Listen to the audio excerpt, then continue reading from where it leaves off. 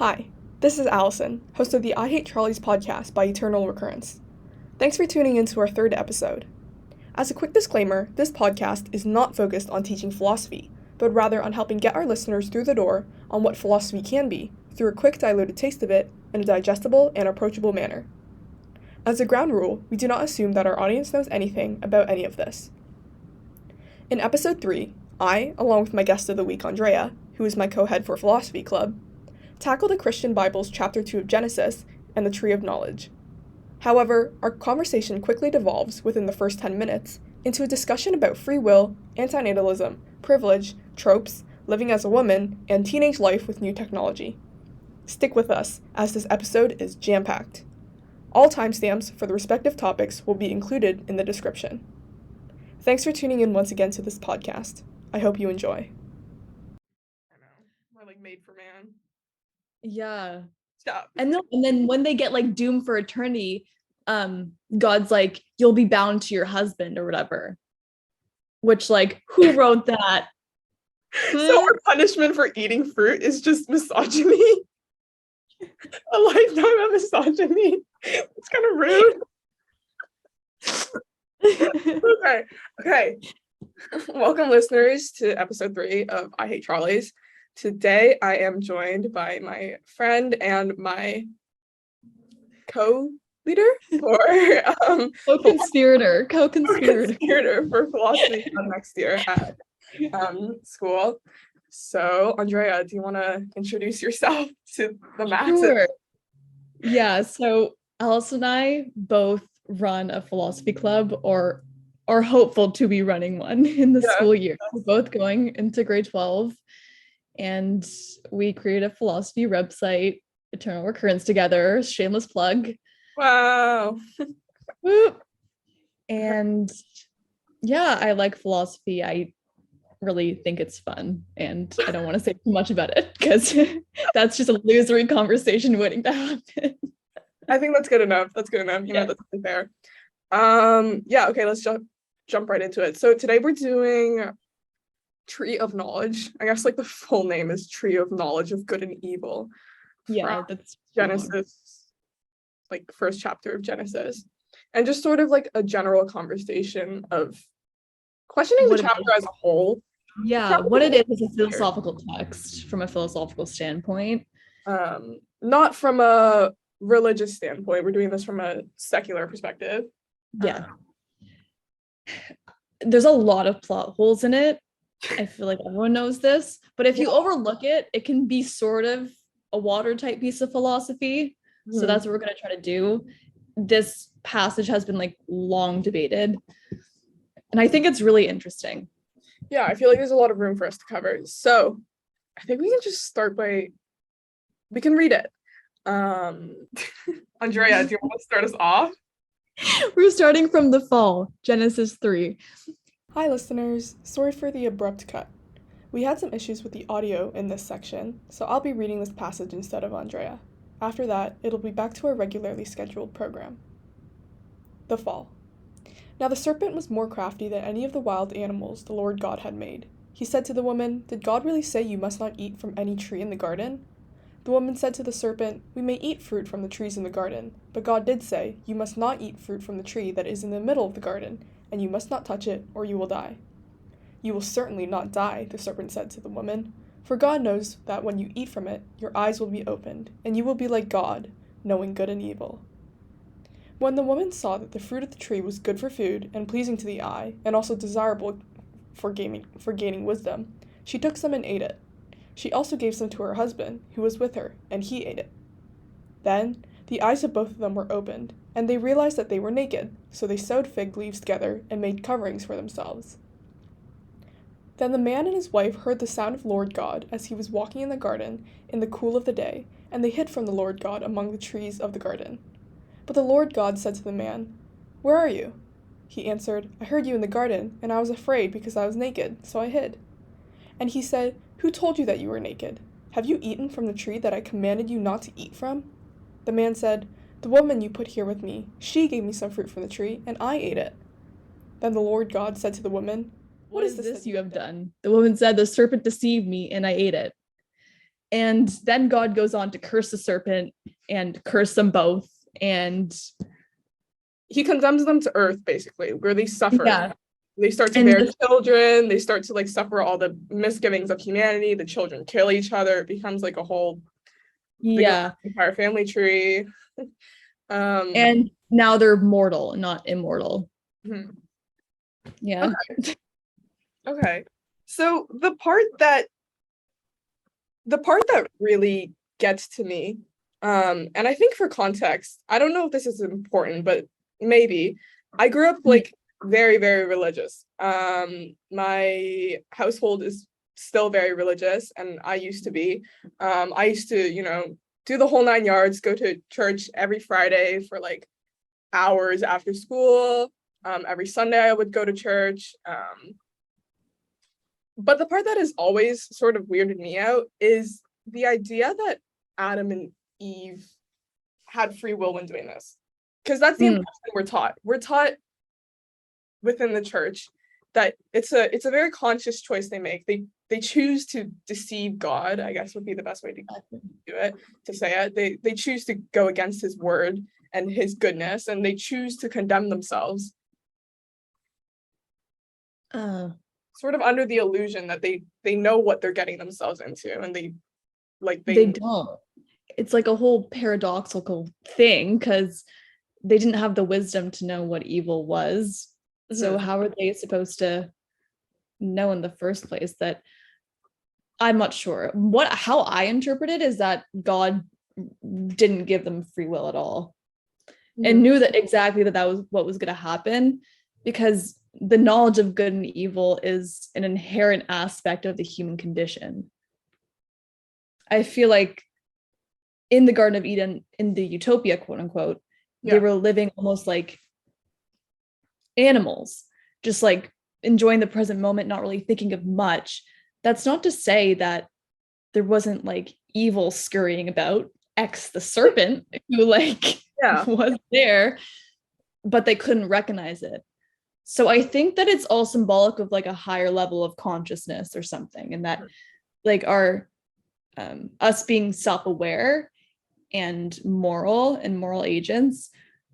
I wouldn't say it's like a sin, that it's like it's not being described as a sin, but it's the fall of man. You know what I'm saying? Yeah. Eve really had zero idea what evil was before biting into the fruit, right? In that moment, she sort of creates good and evil, right? Yeah. Like it all feels backwards to me, because God, he knew ahead of time what the results of the sin would be. He knew that Adam and Eve would sin and they would bring evil, suffering, and death into the world if he's, like omni everything.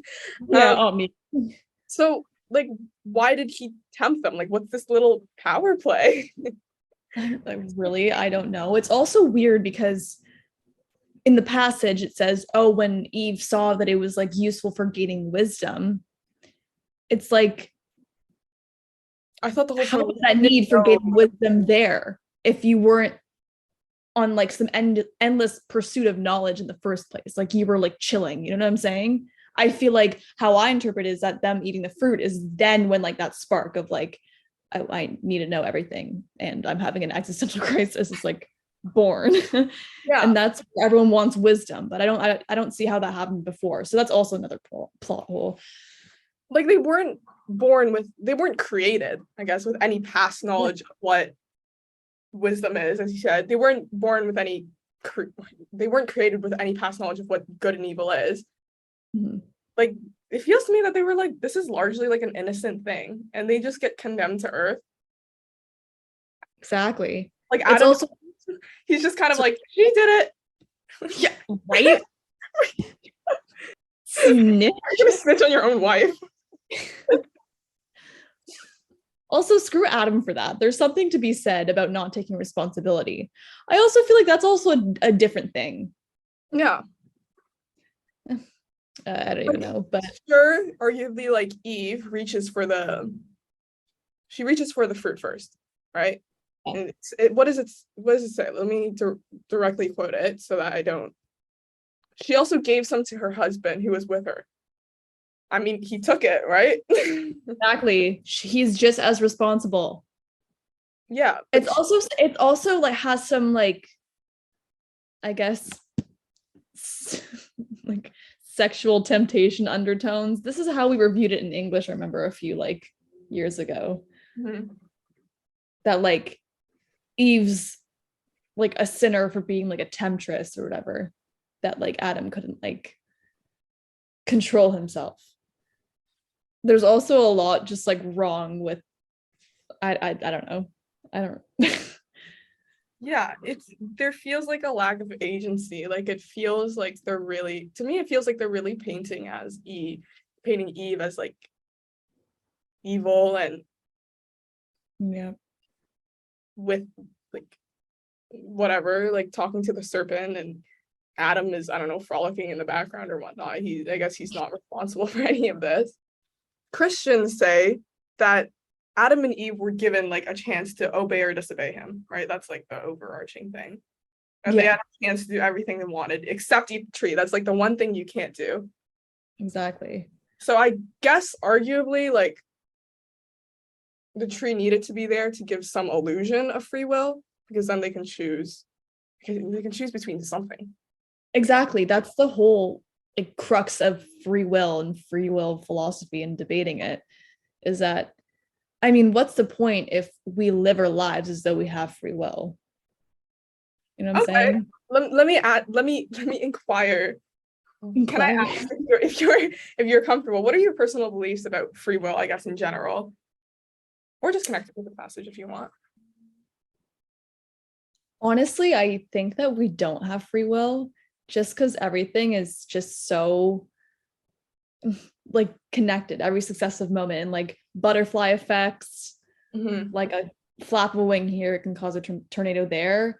And with like the universe just working very like soundly, I think that I don't have much of a choice, but does it matter? I experience me being a free agent and me thinking I have free will, and it doesn't matter. I mean, it's a question that's interesting, but I'm not ever going to stop experiencing life as though I have free will. Yeah, like the illusion of free will takes priority over any, I guess, logical arguments you might make against the idea of and like they say, like every decision you've made has like led you here.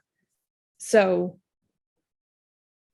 it almost seems, I don't know. And if you get into like the whole debate around like time travel and simulation theory, the probability that we do have free will is very, very small. But that's just like when I throw my hands back and I'm like, I don't care. I'm going to forget this ever happened. Yeah, I feel like actually this is I think we can just talk about like the philosophy field a little bit. Like this is a large part of why for philosophy club, I think we are trying to focus on real life applications of philosophy, because for a lot of philosophy, a lot of it's like, oh, like when you go pick up an orange, like this is what it means, and this is all this stuff that's happening like behind, like you didn't even choose to pick up that orange, you didn't have like free will to do it. And it's sort of like maybe, but I don't really care. Like I just kind of want to go and pick up my orange. Like so what if all this other stuff is happening in the background? That's why I like philosophy, because it tells you a lot about what you value yourself. If you're like, that's stupid, I don't even care, I'm never going to know, then that's fine. But if you're pining towards an answer, or it's really bothering you that you can't figure something out, then I mean, it tells you a lot about yourself. I don't know. That's why I like it. Yeah. Adding on to what you were talking about, I guess your personal beliefs about free will, I sort of had the same issue, but I'm having a little bit of a dilemma. Okay. So there's this guy, John Locke. We learn about him in philosophy. He's this philosopher, and he basically asserts that like the mind is like a blank slate. When you're born, nothing's been imprinted onto you. Essentially, when all of us are born, we're basically like the same thing. We're just sort of a baby, and there's nothing going on in our heads. And our experiences, I guess, they carve themselves onto our slate and they create who we are. So it's big on like nature versus nurture, but I guess nurture would take like priority. There's like no nature aspect. There's nothing innate about us when we're born. Yeah. And I wholly buy into that. Okay. Nothing innate. Yeah, like I think Or almost 100%. And because of that, I think we have no free will. Like I think if we are just an amalgamation of our experiences, you know, I guess it's another version of the butterfly effect. I think every single action has like a consequence on our personalities. Like every single one, everything we do. and it's going to determine how you react to things. So it's already like in my wiring. That's also a whole different like argument. Yeah. So like the issue I'm having recently is sort of the idea of accountability. Like if that's the case, if we don't have free will, is anyone accountable for like literally anything? Sometimes, let's imagine that my friend says something mean to me, right? I can imagine myself in their place, being raised the way they are. Maybe I would have said the exact same thing, right? Like Yeah. I see like their words and like everything they say as just like a creation of their past experiences. Exactly. And that's exactly where you start feeling sympathy and empathy, and you can look at things from different perspective. I definitely, I do think about this a lot, actually. I think that we all have a duty to like take responsibility for ourselves when it's rational, and not get into the whole like 9 yards of this debate. But no, are we are we like actually responsible for anything we do? Well, here's the thing. We start thinking we're responsible. Let's say that like we actually were a blank slate and everything like from the time we were born to now has been programmed. Yeah. And the past and future are just like set in stone. Mm-hmm. Me thinking that I'm responsible for like truly responsible for my mistakes is really disordered. And if we thought about it a different way, if we completely changed our whole system, yeah, would there be like such chaos in the world? Like, what do you mean? Can you like expand on that? What was I even saying? If sorry, well, if we knew that we weren't responsible for our actions and other people weren't responsible for their actions and their actions were just actions, period, there was no moral agency to the whole thing because there couldn't be given the circumstances. Like what would just happen? That's just a question I'm throwing out there. I can't imagine it because it's never going to happen in a lifetime, but yeah. Like this is how I feel about a lot of what is it? Like punishment versus rehabilitation. This is what like I think about when it comes to that issue. Like I feel like given the correct experiences, I guess, like what if someone like because of a horrible experience in their past, it causes them to do something in their future, right?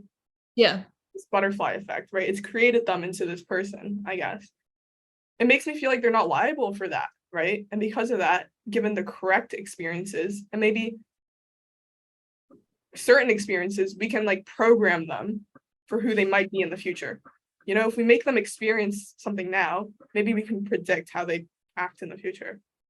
Yeah. Oh wow. Sometimes I don't think like if I had like a kid, right? I don't believe in kids, but if I had a kid, you don't believe in kids. I don't believe Allison thinks kids are a conspiracy theory. They're not real. Kids aren't real. They're not real. That's a conversation for another time. Actually, we're doing an episode. We're doing an episode on that, so you guys look forward to that. Okay. If I were to have a kid, sometimes I think of it. This is why I shouldn't be a parent. Sometimes I look at it as like customizing like a video game avatar. Like okay, maybe I can challenge your beliefs here. Okay.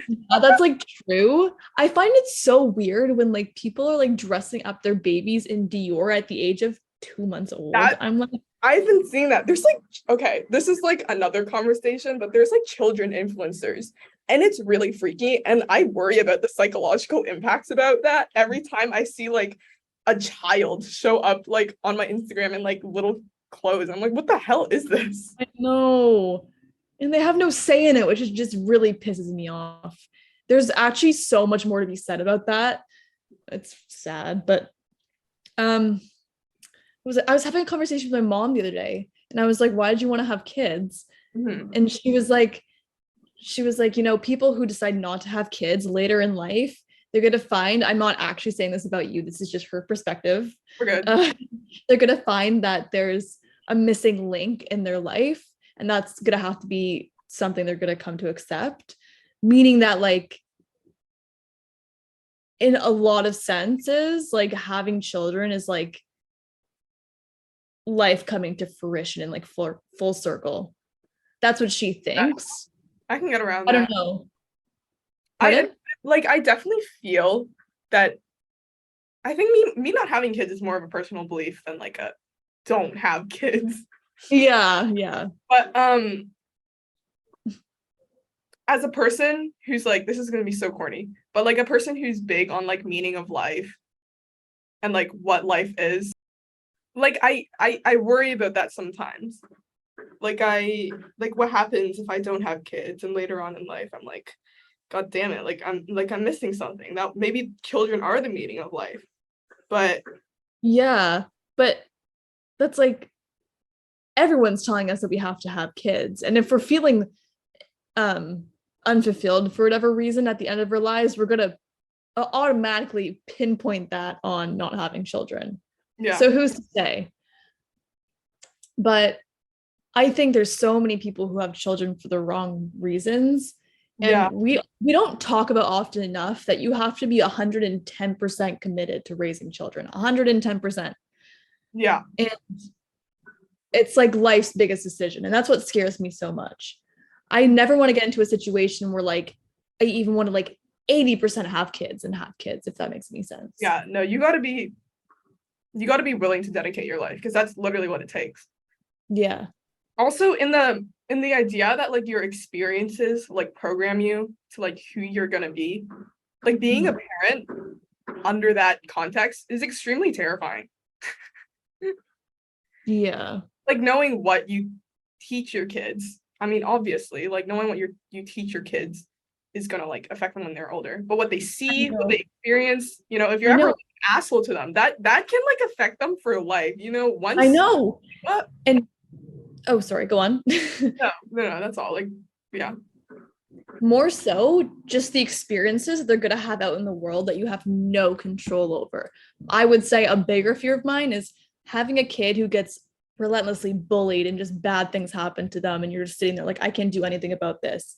And my heart will be broken literally too, seeing like the person I love most suffer. Yeah. That's torture. And that's like possible. So this is a part of why I don't believe in having children. I think it takes a lot of self-confidence, first of all. Mm-hmm. Sorry to my parents and all parents out there, but I think it takes a lot of self-confidence to have a child and be like, yeah, I can adequately raise them, right? Like, I think whatever issues you have, a lot of the time it's passed on to your kid.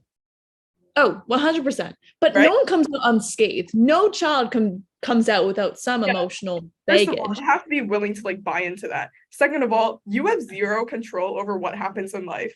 Okay. Like, I know there's the aspect of like, maybe if you're like richer, maybe if you're whatever, if your circumstances are better, the probability goes down. But there's always going to be the probability that something fucking horrific happens. What happens if I have a kid? Next day I die in a car crash. Kid goes into like the foster care system, gets traumatized, whatever. I have zero control. Okay. I could be condemning this kid to a horrible life. I could be condemning them to like arguably like the worst life ever. Like what happens if they literally live the worst life ever? I have zero control over that. And that's super freaky. I feel like that chance, even if it's like super slim, even if it's in the millionth percentile, I think the chance at all that exists is not something I can like buy into. Really? I think about sometimes that I'm glad if I wasn't alive, I would just be like non-existent for like the rest of effing eternity. Like, it blows my mind Like I was the exact sperm and egg. Yeah. And now I'm here. It's I obviously no one can wrap their mind around it, but I think about it every day that I wasn't born as like a mosquito or like a plant. Like Also, in addition, being born as like a person who can go to private school in the first world country is yeah. It's horrifying because we still have problems. And it's like I shouldn't be having problems. I think about it all the time that someone would literally kill to be in my position. Absolutely. And millions of people who would kill to be in my position. And it's so weird. People are like, there's people dying. So many people have it worse. Like, just like cheer up. And we're so self-absorbed and so It 100% I think goes both ways, because there's like a very like there's very much an awareness I have that like I did absolutely butt fuck nothing to like deserve this, right? The probability of me like being born into this massive amount of privilege is literally just probability, right? Could have been fucking anyone, just it happened to me. And I think like of course like we go to school and sometimes like there's very much like the feeling of like privilege everywhere and like a vast like awareness of it, and it's literally ingrained into every single part of our life. And I think that's something, this is like a conversation I think that private schools especially like need to be having but just never have. Like it's one conversation I think that so needs much to say about it, because what it means. Sorry. I was just gonna say that I feel like it's strange that private school people are already on a baseline of privilege, and there just creates some sort of like distortion bubble where you think that just everyone lives that way. In public school, in any given public school, I mean, it does vary by area. There are some people who are struggling to eat. No one at Haverhill struggles to eat, and so you're not even consciously aware that it's a problem. This is like the one conversation that private schools need to be having, or those in privilege need to be having, and it's what it means to be born with privilege and what we should be doing with it. But for some reason we never really get there. There's like an acknowledgement of privilege that sort of I think is used as a way to disseminate ourselves from our guilt, right? There's a sort of guilty aspect of being privileged, right? Knowing that we did nothing to deserve it and yet we're eating it up, right? We're benefiting off the system, right? Exactly. But the conversation is never held that it's like, okay, we're born with this privilege and we can do something with it. So what is that thing? But it all sort of feels very hush-hush to me. It all seems very hush-hush. I wouldn't even know, like, I understand that when you're in a spot of privilege, you can use your voice and your resources to amplify other people. I can understand that, except we've been given very little context and just ways to do that. We have like 2 community partnerships. It's like it. You know what I'm saying? Yeah. Like I feel like we could be having, like we have assemblies every morning. We have prayers every morning. We could be talking about how to spread the wealth. We could be talking about a lot of things. Then we have weird prayers where we just sort of talk about being parking lot spaces. Like weird. Every single day I cannot believe that happened. That was just absolutely effing traumatic. I want to like delve deeper into the whole private school thing because it's just always been at the back of my mind. Let's do it. But it's just the philosophy of private school. I don't know. One thing is like I'm not gonna act that like I'm just like away from all of this. I'm completely privileged and I'm completely illusioned by it. I think that's like an inherent thing. If you're bored, like a lot of times, especially at like private schools, if you attend it and you just are surrounded by people who are just as privileged as you, like there's a complete illusion of like what privilege is and just complete unawareness of like how privileged we really are. Yeah, exactly. And it's also strange because there's so like wealth is like exponential, you know what I'm saying? So you have people who really care about sending their kids to a good school and are like pretty middle income, and then genuine billionaires Yeah. And then there's always that comparison aspect for some reason. It's weird because private school kids care more than anybody about who has the most wealth and like status. Anyone else, considering that people would just look at you on the street and be like, private school kid, oh my God, their wealth and status just like standing there. But like, you know what I'm saying? It's like so Gossip Girl, but it's so inherent to her whole culture. It's just so weird. Like there's like weird things because I remember like growing up and like some people go to like ski clubs, right? I just happen to not. And so one girl asked me like, do you ski? And I was like, oh yeah, like I go on like ski vacations with my family sometimes. Like I've taken lessons. And she's like, no, like, do you ski? I was like, what? It's just like shit like that, where it's just a whole different like universe and planet people are living on. You know what I'm saying? Yeah. Mm-hmm. I know that if I ever go broke or my business fails and whatever, I'm not going to be living on the streets and I'm not going to be homeless. Yeah. And that is something that people, that is a privilege, like a huge privilege that people so often take for granted. Yeah. And like, sorry, keep going. I heard of this like course in university that some people take. It's called Stress, and it's basically about low income and people living in poverty having actual biological factors like due to stress working against them and getting ahead financially, economically, all that stuff. So it goes even further than what's on paper. Oh yeah. Like as I grow older, most of my friends like outside of school, or like all of them, do not go to private school. I feel like I've on some level escaped the bubble a little bit. And sometimes like the conversations with them, like it really slaps me in the face. Like where I'm like, yeah, like goddamn, like I'm really like 1% of the 1%. And that's like what it it's means. Also crazy because I think about what everyone goes out and does together, and that whole social aspect of like someone not being able to like afford something or whatever. You know what I'm saying? Mm-hmm. Never in my life have I had a friend from private school be like, oh, I would love to go out for lunch, but I can't afford it, or something similar. You know what I'm saying? It all seems like money actually just grows out of our pockets and just like is gone with the wind. You know what I'm saying? And so we're not even like aware that people have financial issues like to begin with. We only see it on paper and like in stories, which is so polarizing and weird, I find. Yeah. And I feel like we're just talking about a need to have some sort of like forum or conversation with people from all socioeconomic backgrounds. Like I wish that everyone from every position I'm like very like an arena and we would just talk about like what's going on. Yeah, like I'm very aware of the fact right now that we are two just like private school people, like literally just like complaining. Not complaining. I feel like our guilt or whatever we feel is like nothing compared to like our mass amount of privilege, like the gratefulness that we should feel. It doesn't even matter. It doesn't even cross my mind. It's only just like, oh, I won the lottery before I was born type of thing, right? Yeah, I think when you're born with privilege, there needs to be like a constant awareness of it, because like I don't think that's enough. Like I think there needs to be like a constant working against it for us to be. Yeah.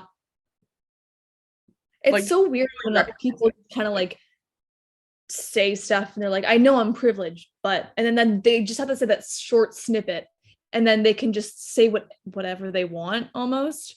I'm making an overgeneralization, but I feel like I see that too often.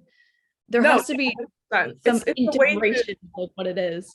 It's a way to disseminate yourself from the guilt and feel like you're doing something by acknowledging it, but there needs to be action. So because of that, I will link shit in the description. Resources will be down there. Yeah, well, now I'm really thinking like what would be a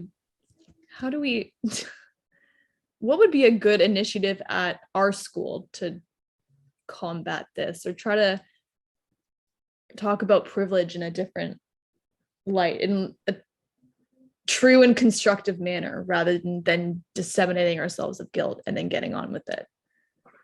I think number one, there needs to be awareness. There's for sure a lot of times like just literally none of that, or people just don't want to talk about it. And I think there needs to be a push to realize that this is a necessary conversation to have. I mean, there's sort of the barrier of like knowing that like a lot of those in privilege, like although it's a necessary conversation, it's also one they don't have to have. Like they don't have to have the conversation if they don't want to. Do they have a moral obligation? I think yes, Yeah. but they like Free will. Do they have it? I don't know, but I guess they can choose. maybe it's not their fault for not wanting to talk about it, right?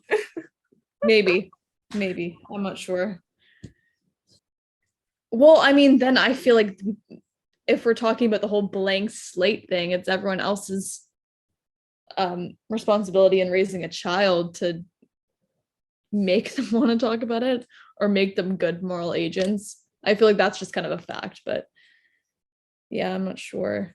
It's like sort of freaks me out. Like that's the part where it gets to like video game character customization, right? Because I feel like I could like have a child and I could like literally program them to like love music. I think if I just like talk about how like that's like a random example. What if I just talk about how amazing music is and how music has changed my life? And whoever's raising them, I tell them to do that too. They're gonna grow up just believing that because I've told them to. Did you hear that babies are like smarter? This is so fake, but like if they listen to Mozart, then like their IQ expands. And I was reading that like I'm gonna make my 1-month-old listen to Mozart. They're gonna be a genius. Who doesn't want a prodigy genius child who's insanely attractive and funny? Yeah. There's some sort of like backwards thing with this where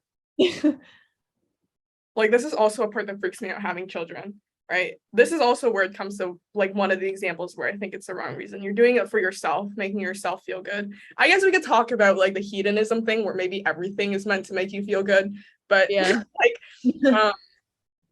like this is the part where I think like you might be having a child for the wrong reason. You want them to be like a prodigy, but that's for the benefit of yourself and not for your child. Yeah, but everyone says like, oh, I love my child no matter what. But there's something fishy about it. There's a little bit fishy. I don't know. It's just, we can't even speak about it because we're both childless. Yeah. So, but yeah. I feel like you just hope that your child has some sort of a winning lottery ticket too, in some sense. Yeah, you hope that they succeed. I mean, you hope that they'll change the world and whatnot. That's also the best for them, but also in the same coin, it's also the best for you. Yeah, you know what? Wait, I'm also thinking, I see the whole problem is that some parents are so insecure about how they raise their children and just have so much fear surrounding it, and rightfully so, but it starts turning into like some massive competition. Remember in the junior school, like there's so many like moms who would like have added about the way they're raising their children, like, oh, like you let so and so have like yogurt like at 4 p.m. Oh, we don't do that, like it's bad for like, or whatever, just like stupid stuff like that, which is so passive aggressive. But I'm meaning to say that like maybe just like being good at being parents is a whole motivation for us in and of itself, like regardless of the child. Mm-hmm. Or maybe is that fueled from like child anxiety? Are you following me? I feel like that was like twisted. Not completely. Admittedly, not completely. Okay. Let me try to like redo this. Yeah. I find that parents are insecure about the way they raise their children. Yeah. And so they start competing with other parents and like kind of like putting others down about how they raise their children and like whatnot. And then a motivation to be a good parent stems from social implications rather than being a good parent for your child. So is there a whole different aspect to having children, being the best parent, or is that just sort of implicit in being a parent? Does it make any sense? I don't even know if this is even. I see what you mean. I think wanting to be a good parent for a child versus wanting to be a good parent for like social benefit, I guess I would say, or like, or seem like the perfect person. I feel like you're talking like you want to be perfect. Yeah. Yeah. Like, and it's just another facet. Having a child is another facet to show how great you are. If you're that type of person who's like a psychopath, I don't know, but like, I feel like it's a very useful facet, right? And you can just write off everything you're doing of, oh, I love my child, I'm so wholesome. But yeah, for sure. Like, sure, like, definitely, I think, of course, everybody wants to seem like a good parent or be one, question mark. But I think when the priority of like wanting to appear versus actually be like starts to happen. Yeah. Where instead of like an overlap, because I think there's always going to be a bit of an overlap to wanting to be perceived as like the most amazing parent. But when that starts to take priority, then there's an issue, I think. But before that, I can sort of like sympathize. Of course, everybody wants to like appear that way. It's like whether to have children still blows my mind. I just don't want to think about it. It's good that you're set on it. And it's also weird because like a lot of people who don't understand what it's like to not have children because they can't sympathize with someone being like, no, I don't want any. I know that some doctors like will refuse people uterectomies or just taking out the whole thing entirely because they just don't want to deal with it until they're like a certain age, so they know. And so it's held at such a high value in our society, having children, that it's almost taken over our own well-being. I mean, yeah, like the whole conversation, like look what's happening in America. But yeah, like I don't know. I feel like this was something we mentioned in episode 2, but being a female presenting person or being seen as a woman is often you're seen as what is desirable when your beauty is sacrificial. And that is something we talk about. And I think like motherhood ties into that a bit. Like, how are you going to live your life if it's not a sacrifice for your child? How are you going to live your life if it's not in sacrifice for a man? Yeah, well, that's exactly what it says in Genesis. Like, you will like have painful childbirth and be bound to your husband, Eve. Oh my God, we came full circle. We came full circle. Oh my God. No, yeah, like it really. Sorry, go on. No. Sorry. Okay. I don't know. I was watching a video essay the other day. I love video essays. I just finished a video essay on like the manic pixie dream girl and how like don't get me started. Don't get me started. That has sent me spiraling into an abyss. You have to understand. I have so much to say about that. So much to say. But yeah, a woman's tragedy in the media and literature and television and movies and everything has to be painted with beauty and grace and everything. You can't die if it's not like in a bed of roses, and everything has to be beautiful. And if you're suffering and you're pretty, then that's art. But if you're suffering and you're unattractive, then that's just like a disgrace. Like that like reminds everyone of like the fall of man, and no one wants to see it. And it's sad. And it's not the same way for men, because I don't even know what to say about like men's tragedies. It's just like a tragedy. Yeah, I think like as you were saying, it's like that's how we've been portrayed within literature, right? And that's like in all literature, in all media, that's how we're perceived, right? And that like I think because of that, it makes it a lived reality for us, right? That's how literally things are.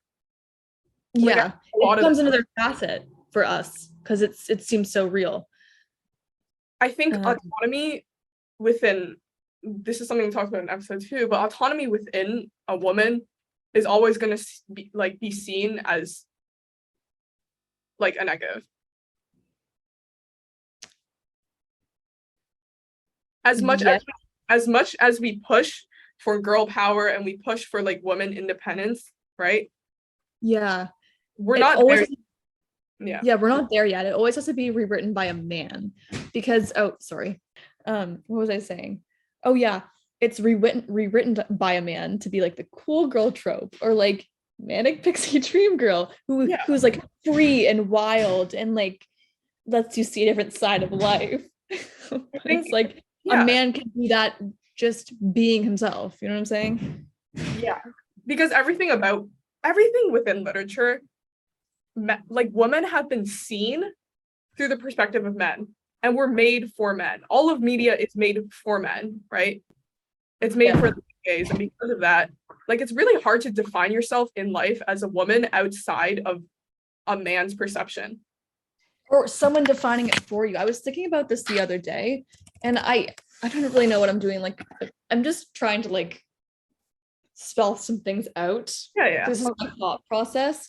But sometimes, like when I'm like with like my friends and like a group of like guys or something, and somebody does something that's like what I perceive to be too like hyper feminine and like stereotypically like girly and stuff, I'm like, can you stop that? You're giving us all a bad rap. Like that's like kind of like my like thought process. I don't know if you can relate, but that's like an anxiety I have of someone being themselves out of fear that I'm going to have less autonomy because I feel so like bound to that label of being a girl, if that makes any sense. That makes sense. I know that's sort of like a disordered like thought pattern. It's not right. I've obviously gotten over it as time has moved on and I've become less self-absorbed and like crazy, but like yeah, that was a very real thing for me. And so I was just thinking, like, have I been like living my whole life running from being like too normal and too different at the same time? I think everything is. I think it's because to live as a woman is to be defined by a trope, right? You are constantly being defined from every direction as different tropes. And to try and escape the trope is just another trope. Exactly. No, it's like Block the Pig, where like the pig escapes and then it just until you literally get trapped in like a box. Yep. But we think about that and I'm like, what's the significance? Obviously no one 100% conforms to any given trope. I feel like that the power that these tropes have dissipates when, I mean, people stop perpetuating it. So I feel like that's also another facet and why like acting too stereotypically something as a female presenting person bothers me, if that makes any sense. That makes sense. Yeah. I feel weird like admitting that, but I feel like people can relate in some sense. Yeah. Maybe it's just a me issue. No, I don't think so. Well, when I was listening to your, I don't want to like repeat episode 2, but I think someone was saying that we're always just checking how we're being perceived. Oh yeah. Like, even when I'm like in my room alone, I'm like, how would I be perceived right now? I don't think that's like entirely normal, but I know that all girls do it for sure. Female presenting people do it for sure. I think that's because within media, we're seen through the eyes of men. So we're conditioned to look at ourselves through the eyes of others. Yeah. Like, I'm literally just repeating stuff, but I don't really care. Like we learned in grade 10 about the simulation hypothesis, and we had a big conversation of, let's say Big Brother is watching you right now, right? Yeah. How do your actions change, and would they change? And I was I was thinking, like, I always feel that way. I always feel like I'm being watched a little bit. Yeah, well, see, that's the thing. In the Panopticon, do you know France? Not France, is it? Yeah. France Fanon. The prisoners of the Panopticon, the actual Panopticon, started acting differently, just like subconsciously. Like they just like little idiosyncrasies in what they would do would be more in tune with social norms. Yeah, because they knew that they were being watched and they didn't even realize that. So I'm thinking, like, what kind of effect does that have on us? It's just scary. And what I hate more than anything is liking something and somebody telling me that I'm like coquette or something. Oh my god, too many times. That is so bad. Too many times where I'll be like, well, I'll literally do anything, and because it's a trope, it's looked down on, right? Yeah. Well, there's always something wrong with it. There's two sides of a coin, so everyone has something to say about it. Yeah. But then I'm thinking, like, why did I start liking these things in the first place? Right? And that just like blows my mind, because I associate these things in some sense to my identity, and now people are taking that and running with it, and I have to like do something with it. You know what I'm saying? It becomes a sort of like a responsibility. Whereas with like masculine people, they have an interest, and people are like, oh, that's cool, and no one questions it. I can't think of very many male tropes that are like confining. When I think of like a hockey boy or like a jock, I'm like, oh, that's cool, there's probably more to them, like that kind of like, oh yeah, cross my mind. I think also for all male tropes, they're all desirable. You can be a fucking asshole, you will still be desired. That's another trope that you will be loved for. Yes.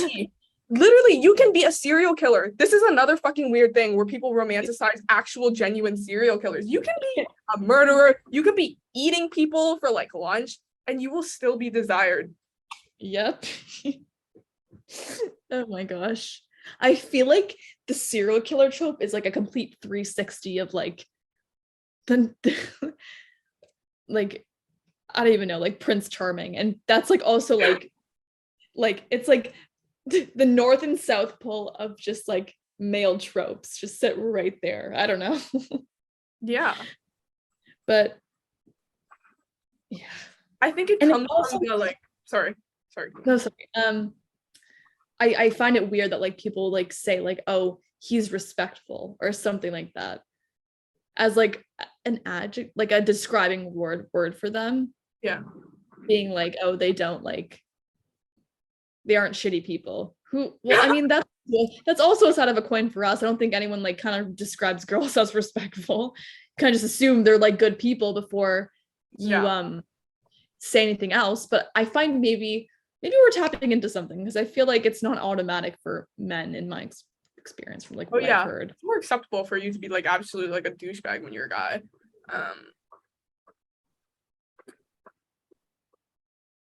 I don't know. I think it comes a lot from like this trope. This is another fucking trope. Everything's a trope, I guess. Oh. We've been born into where it's like, oh, like I can save him, like I can fix him, right? It's like he's a fucking asshole, but no, if I'm there for him, if I sacrifice myself for him, if I it's the manic pixie dream girl movies talking, Allison. Yes. We can't escape. Like if I literally like sacrifice and fucking kill myself for him, I can fix him, right? That's literally what Picture of Dorian Gray is. Have you read it? Yeah. I listened to it as an audiobook on the plane. Lord Henry is like what's his face? I forget him. Oh, Dorian Gray. He was like, no, don't worry that Sybil Vane killed herself. Like, that is so cool for you. Go, bestie. Like, get into it. Sybil Vane's here. Like, oh my God, it was so sad. And then Dorian Gray is just like so obsessed with like how he looks like. But yeah. Well, I wouldn't say, you know what I would say? The whole I can fix something, I've definitely like, to a smaller extent, thought things like that. And I'm like, oh, it's just because like he doesn't understand. He hasn't been exposed to what I've been exposed to. And I have just a better and different perspective of dealing with my emotions. Because we're also taught that guys are very bad at dealing with their emotions. Yeah. Yeah. Like, I think for guys, it's a lot more excused away. A guy can be like, literally anything. It can be so rude, and a lot of people will be like, oh yeah, he just like, it's like ignorance, and maybe it is, but then I think if it was like, if their place were replaced by a woman, the response would 100% not be the same. It would be cool girl trope. It would be gone girl trope. Yeah. And like I find it weird because there's people on TikTok saying they want to be gone girl, which is just like, no, you don't. Why are you saying that? Yeah. You just straight up don't. And it's like this whole like frick the patriarchy thing. It's like, that girl's a psychopath. Just be glad you're not like her, please. It's, I don't know. Like the whole wanting to be like a quote unquote girl boss, which is just sort of like a woman manipulator is like really weird to me. Like I'm Remember still when wrapping my head around. Remember when we talked about that in Sound? That was so funny. We got into a whole like analysis of the term girl boss. That was so funny. You know. Shit out SAP. I missed that class. There was something I wanted to mention. I find like the girl boss. Oh, and this is what happens to tropes. Just to like circle around here, I feel like once they get overused or people are tired of it and people are tired of like debating about it and whatnot, it becomes ironic. All of a sudden it's like, because I don't know, like who used to say slay? Visco girls. The Visco girl trope is dead now, by the way, but whatever. And now slay is said by everybody and their uncle. And I love that word to death and I'm not complaining about it. But at the same time, like if I were to say that unironically or just say that in general, like I think 2 years ago, I would have been like burned at the stake. So like. Yeah. So.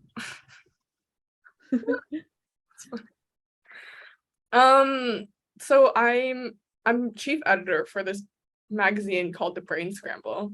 Hey, listeners, check that out. There's this one article that I think is really, really amazing that's made by one of my friends, Elisa. It's called You're Not a Femcel. I read that. I think it was great. I'm gonna link it in the description again. That I think it pretty much sums up a lot of what we talk about. If I'm gonna quote it, to exist online, basically to exist at all, is to be categorized. To be understood is to be fundamentally deconstructed until your personality is nothing more than buzzwords in a semi-ironic tweet about internet culture. You are Coquette, Lana Del Rey, Pearl Necklace, Lace Lolita. You are Rory Gilmore, Autumn Girl Core, Light Academia. This actually just makes me so sad. Yeah, that's how I feel all the time. Like we can't define ourselves because we're just a mosaic of everything that's been made before us. I know. And it's, and sometimes I'm like ashamed that I like pumpkin spice lattes from Starbucks. They're my shit, but like I don't want someone to take it the wrong way and think that I'm a Christian fall girl, because that's also another trope. You know, like the meme of like a bunch of girls wearing like hats and like sweaters holding like Starbucks. Yeah. Like the Christian Girl Autumn. Christian Girl Autumn, yeah, that's what I said. There's also like some fun in tropes, even though they're so harmful. Like, who would have thought Christian Girl Autumn would have any significance? They find the best names for them. Can we like talk about this? At least the trope names are fucking hilarious. I know. Manic Pixie Dream Girl. Coquette, I could go without for sure. Coquette. Ridiculous. What was like a billion? Oh, e-girls. E-girls. E-boys. Oh my god. What else? I feel like there's so many. Oh, Chad, Karen. Just two names. Yeah. They're literally just names.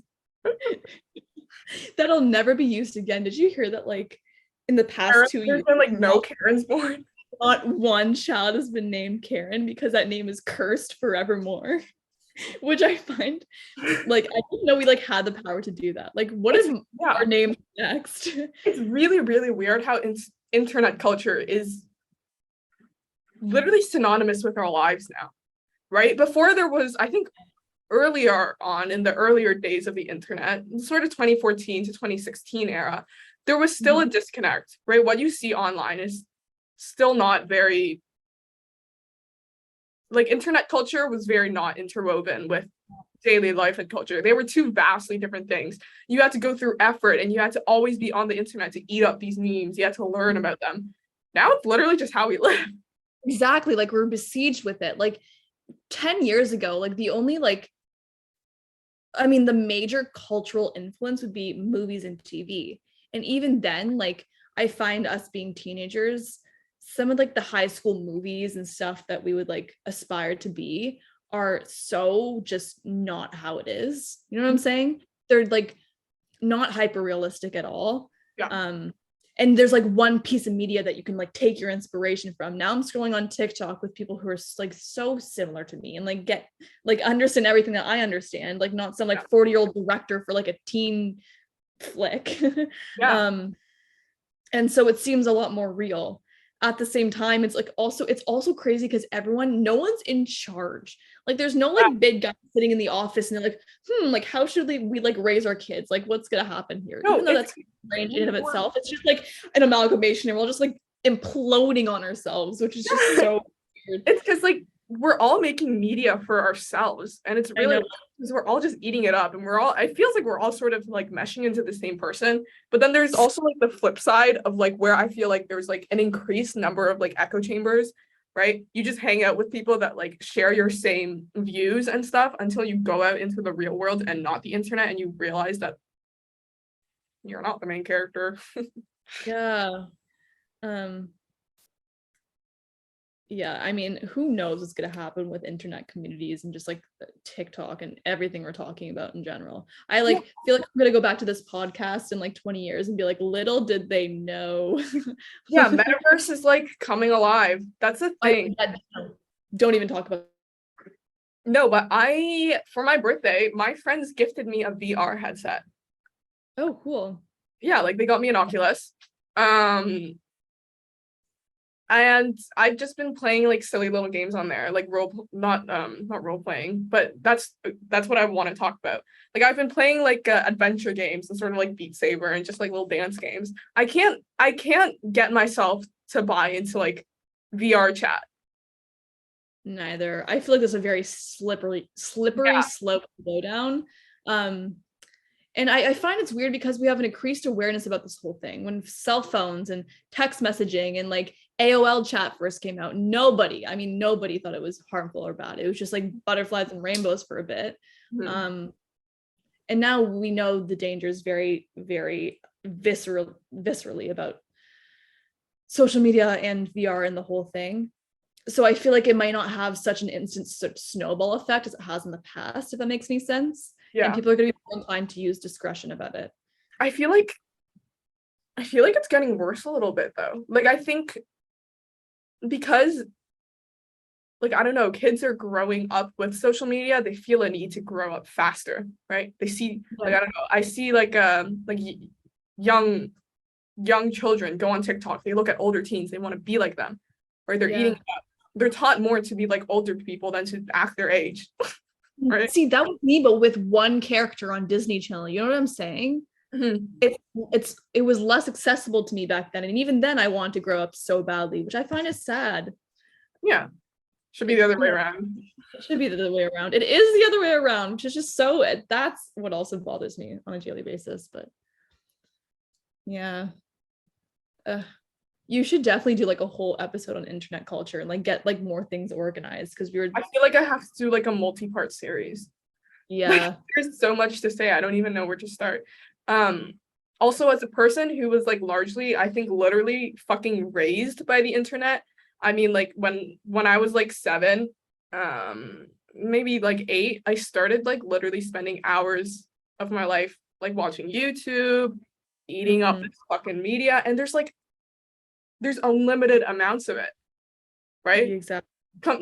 For like a TV show when you're younger, you know, the season ends and you go do whatever because you have to wait for your cable TV to put on whatever you want to watch. One episode airing every Friday and that was it. Like now there's like hours and hours of content for every second that you're living. There's no lack of it. You can just tune in whenever you want.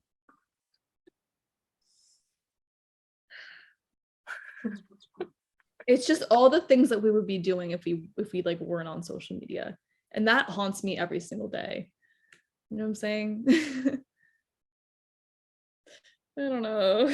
I'm not sure yet if like technology is an advancement for us or it's just us devolving.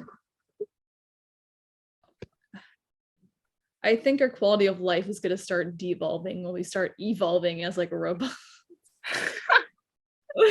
This is so sad. We're in the roaring 20s before like it all goes. Oh my god, don't say that. Oh no. I took American history. Oh, speaking of which, are you taking world history next year? No. Aw, I know. I am. What was I gonna say? Oh yeah, I worked as like a marketing intern for an architecture firm. It was really interesting to see how sort of things are being sold, what things people are pitching, right? Yeah. I was asked to do a project on like up and coming technology. NFTs, metaverse, all of that stuff, people are buying into it.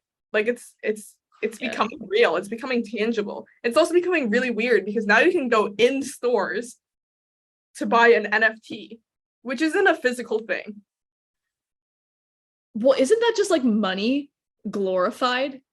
A non-fungible Non-token.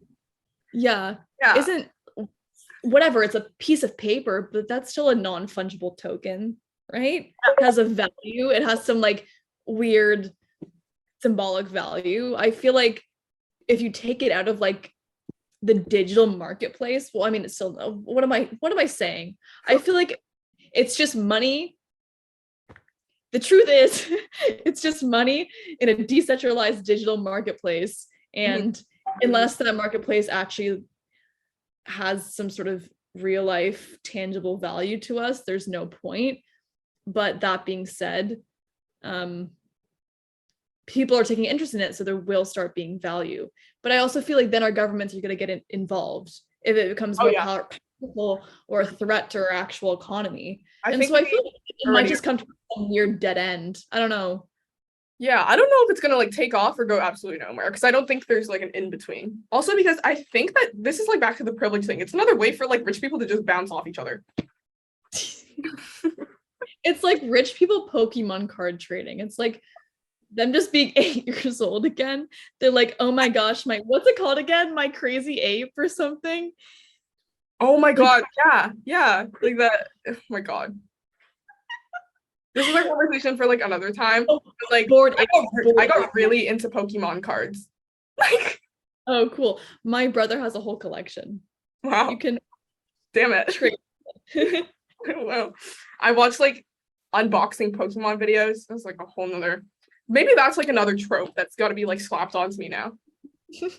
Just wait. This will not age well. In like 6 months, it's gonna be like manic Pokemon girl or something like that. Manic NFT trader.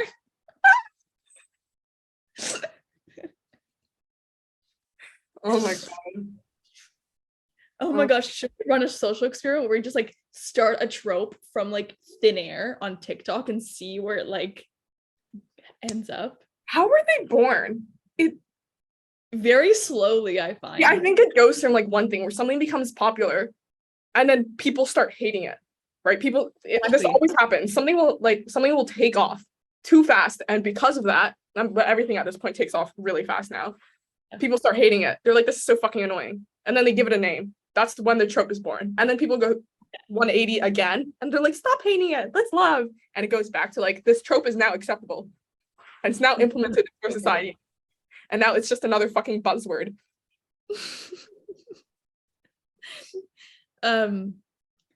It was weird because like I didn't feel like a Visco girl was an actual person. Like what was it? Like a Hydro Flask water bottle and like a scrunchie on their wrist, and that's all it took. That's all it took. Yeah, because sorry. It was like sort of like a style. Like people wore scrunchies back then. That was a water bottle some people had, but it's like a hair tie and a fucking water bottle, and that was like a whole person that like people could sit on. And then all of a sudden your scrunchie and your water bottle was like social suicide if you walked out into the world. So it's just like, the implications are strong, but I have no idea how that started. It's weird because it all lives on the internet. This is like a shared fucking experience worldwide. I know. Right? This is all happening at the same time. And I think what's interesting is the Visco girl thing was an aesthetic. Now these tropes are now personality types. Right, you got the Lana Del Rey girl. That's if you're like a femcel. Now it's like about your actions. It's about if you're a male manipulator or fucking whatever. Before it was literally just how you dress. No, to be honest, I have a playlist called Lana Del Slay, And I was thinking about this the other day. It's 7 hours of all of Lana's songs, which I am entitled to have a playlist, by the way. Yeah. But it's giving femcel. It's giving femcel vibes. And I was like, I don't even like feel good about this anymore. You know what I'm saying? And it's music I like, you know? It's like the internet gonna bar this for me? I'm not sure. Like because internet culture has now like turned Lana Del Rey into something more than music, right? Yeah. Now to be a Lana Del Rey fan, you have to like, there's like a whole background and context. And it really freaks me out because sometimes I like want to subscribe to something I'll hear something, I'll be like, oh, this is cool. And then I worry. I'm like, oh, what if it's like, what if it's something I've never heard of? What if it's another trope and I'm just slapping it onto myself without realizing what I'm signing myself up for? Exactly. And then it's also like a group of artists. So like, oh, if you listen to like Lana Del Rey and Mitski and like Phoebe Bridgers and whatever, like Fiona Apple, artists who everyone listens to for good reason, then you're this type of person. And if you like the movie Gone Girl and blah blah blah blah blah, and it's just like, okay, it's like they like kind of lure you into a trap by making things popular, and then just like bam, you're like, it's like a mouse trap. They're like, you are. Yeah, I also feel like it's interconnected with like patriarchy, right? Mm-hmm. Like it comes with like always having to dog on women for enjoying stuff or for trying to do anything. It's like, oh yeah, if you like this, you're a bitch, or like if you like this, like you're weird, or like whatever. It's like there's no capacity for us to enjoy anything anymore without so many layers. And it's just like having interests. Oh my gosh, did you hear that guy who's like, do you know women who like have any hobbies? Like dead ass on his podcast. Yeah. And like the guy on it with him was like, no, bro, like, oh my god, you're so right. I was like, pardon me. There's too much to talk about. It's interesting because me right now having this podcast is me adding another trope to myself. I'm becoming a podcast bitch.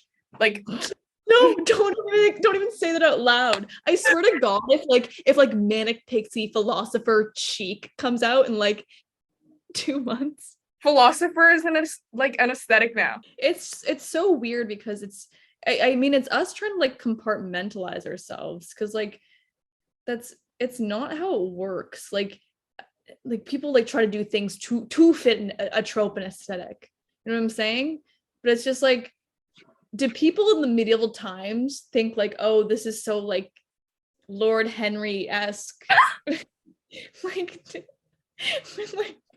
no, they just lived, and like their whole aesthetic was just like through art, but it was just like art unsolicited. Does that make any sense? Yeah, like I also wonder where this need to compartmentalize and to define everything comes from. Like, why is there a need for that? Why do we do that? Well, I think it's just like inherent. Like it's easier for us to like categorize things to understand them better and make snap judgments. Yeah. But then it starts getting in the way of actually getting to know people and making true connections, which is just it's sad. I don't know.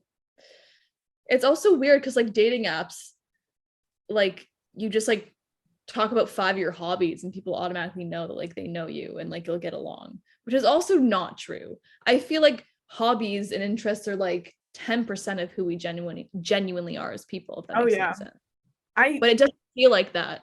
Maybe when you're thinking if I ever make, I don't like the idea of dating apps, but who knows, you know, like maybe one day. If I make a profile, should I just define myself by my buzzwords? I feel like that's the way I could go about it. Hi, I'm Lana Del Rey, Pixie Dream Girl, podcast Pokemon. No, people are definitely gonna start doing that. People are having the exact same thought as you right now, and it's gonna take off. And I feel like then this whole like Lana Del Rey femcel thing is gonna blow over and be like the same joke that like Visco Girl was. And I'm excited to see the new one. It's gonna be Sad Girl Autumn. I already know. Sad Girl Autumn. It's already coming. It's already booting up. It's already coming. I can like feel it in the air.